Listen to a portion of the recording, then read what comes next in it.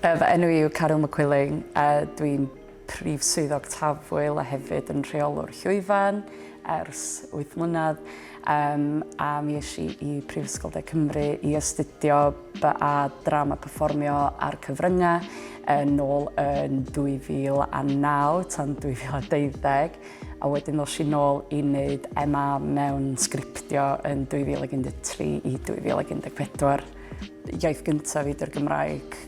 Dwi'n mynegu'n hyn yn fwy gyfforddus drwy gyfrwng y Gymraeg ac o'n i'n ffeindio bod o'n rili bwysig pan o'n i yn meddwl ymlaen at be dwi'n mynd i wneud yn y dyfodol bod y profiadau na dwi yn gael yn cychwyn drwy gyfrwng y Gymraeg.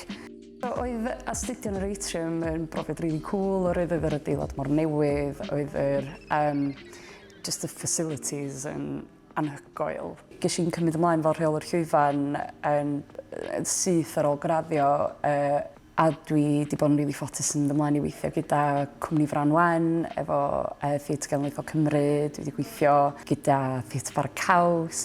Ti'n gwybod rhai o'r sefydliadau mwyaf Cymreigaidd. Oedd tafwyl yn barod wedi sefydlu fel gwyl, oedd yn cael ei weld fel gwyl genedlaethol mewn ffordd. Fel da ni'n gwybod, oedd y cyfnod clo wedi bod a dwi tafwyl wedi digwydd yn iawn ers 2 flynedd. Ond y gyfrifoldeb mawr arna fi i ddod â tafwyl yn ôl i'r safon oedd o'n ôl yn 2019. Dwi'n cydnabod y pwysigrwydd a dwi yn cymryd hynna yn o ddifri iawn pan ma'n dod i trefnu tafwyl. Felly dwi'n teimlo lot o gyfrifoldeb adeiladu tafwyl a datblygu fo a dod fyny efo syniadau newydd a dwi jyst yn gobeithio bod ni'n gallu darparu gwyl sydd yn o leiaf yn safonol ond hefyd yn fwy na'r disgwyl hefyd. So bod ni'n dod â rhywbeth cyffrous, rhywbeth sy'n newydd i'r iaith ac rhywbeth mae bobl yn mynd i fod yn falch o.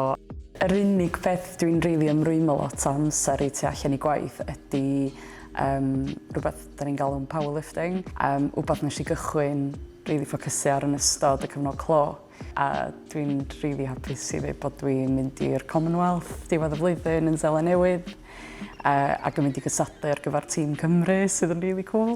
Dwi'n cofio meddwl pan o'n i yn y brifysgol fyddai byth yn rhywun sydd yn self-employed neu yn ffeindio ffordd yn hyn, fyddai dwi eisiau mynd i weithio i gwmni o felly. A 8 mlynedd o wedyn, ti'n bod meddwl, dwi wedi bod yn ffeindio trywydd yn hun fel rheolwr llwyfan llawrydd yn gweithio gyda rhai o cwmnïau theatr mwyaf yng Nghymru a Brydain a di gweithio yn rhyngwladol hefyd sydd yn brofiad amazing. Mae o gyd lawr i'r ffaith bod geisiau'r profiadau yma i gychwyn yn y brifysgol.